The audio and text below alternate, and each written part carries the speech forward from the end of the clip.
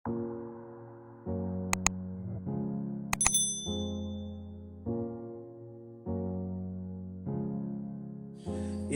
Education centre পক্ষ থেকে সবাইকে স্বাগতম। আজকে আমরা ইনকমপ্লিটিং সেন্টেন্সের আরেকটা পার্ট নিয়ে আলোচনা করব।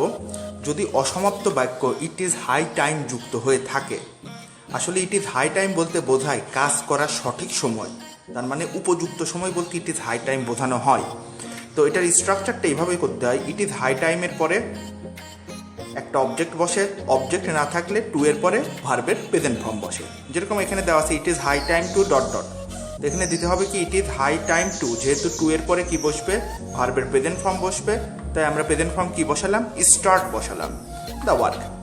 একইভাবে আরেকটা যদি উদাহরণে যাওয়া যায়, it is high time to, তো এটার অ্যান্সার হবে কি it is high time to leave the place, মানে এটা উপযুক্ত সময় এই স্থানটা ত্যাগ করা। তো এখানে টু এর পরে কি বসলো, ভার্বের প্রেজেন্ট ফর্ম। যদি কখনো it is high time that থাকে কিংবা অন্য কিছু থাকে, তাহলে পরে সেটা অবজেক্ট হিসাবে বসে যাবে। এখন কোনো কারণে যদি কোনো সেন্টেন্স এরকম বোঝাতে ইচ্ছা করে কিংবা আসে যে কাজ করার সঠিক সময় শেষ, তাই এই মুহূর্তেই কাজটা করতে হবে, সেক্ষেত্রেও কিন্তু ইট ইজ হাই টাইম বসে, তবে স্ট্রাকচারটা চেঞ্জ হয়ে যায়। স্ট্রাকচারটা তখন হয় ইট ইজ হাই টাইমের পরেই সাবজেক্ট বসবে এবং টেন্সটা হবে পাস্ট টেন্স। টেন্সটা কি হবে, পাস্ট টেন্স। এখানে যেরকম ছিল টু এর পরে প্রেজেন্ট, এখানে হবে কি সাবজেক্টের পরে পাস্ট। যেরকম ইট ইজ টাইম দেওয়া আছে, যেরকম it is time they went home, it is টাইমের পর সাবজেক্ট দে বসলো, তারপরে ভার্বের পাস্ট টেন্স ওয়েন্ট হোম বসলো।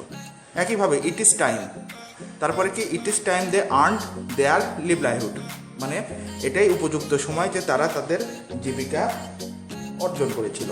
তো এখন এখানে যে বিষয়টা আসলে বোঝার, ইট ইজ টাইমের পরে ইচ্ছামতো যে কেউ একটা সেন্টেন্স বানায় নিতে পারে।